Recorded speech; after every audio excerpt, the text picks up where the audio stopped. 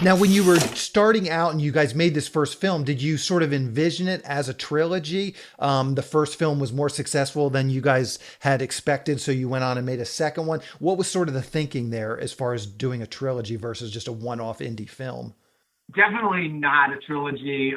It was kind of like, it was a little bit of a one-off until we were in post and, Relativity and Universal were distributing, and I think it was Tucker Tooley at Relativity and Robbie Brenner and Ryan Kavanaugh. They were like asking us what a sequel would be. They really liked the film, so we started brainstorming, and we had like a real big version of what Beyond Skyline was, where it was like probably a $40 million movie. And of course the movie came out and it was successful globally, but domestically, they had really high hopes for it, and it did about half of what they were expecting. So it didn't end up getting, some type of blown out big sequel. It ended up being like the foreign the buyers, in the indie film market kept asking about a sequel. Mm-hmm. And so we had this treatment that needed to be kind of, pared down and made more shootable and have it all kind of be figured out. And time was ticking, it'd be like 2 years. People would like kick the tires on it. And then, we were kind of trying to get people to pay for the actual script because we had the treatment, but we wanted to pay for the script.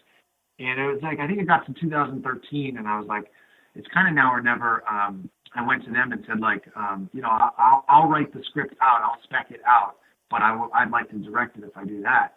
And they said, okay, yeah, go for it. Because I think at that time it was like a little bit of like, yeah, like they said, now or never, like a diminishing asset, like mm-hmm. either give it a shot or it's not going to happen again. So 2014, we ended up having a script that we really liked, and I had written it for Frank Grillo, who at that point I thought was like someone that I was just like a fan of, and then all of a sudden, boom, like Purge Anarchy comes out, and he has this big, huge hit. So I felt like, man, we might not be able to get him, but thankfully, we were able to thread the needle on his schedule and land him for that film, which was a big break for us.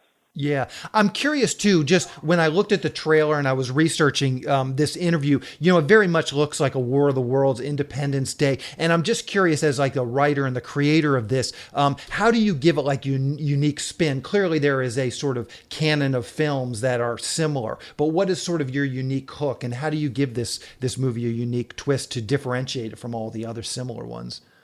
I don't even try to hide my influences. I try to relish them and embrace them and make them sort of drunk on movies in a weird way.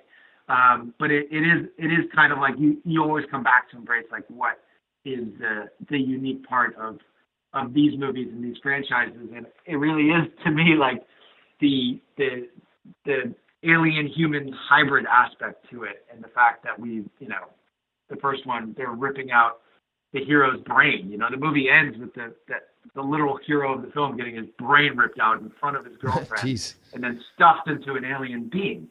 So it's like that's our unique, hook. Mm-hmm. And then embracing that in the second one, that yes, we have the War of the Worlds, father-son type story, but what if the son in War of the Worlds, we actually intercut to him in that part?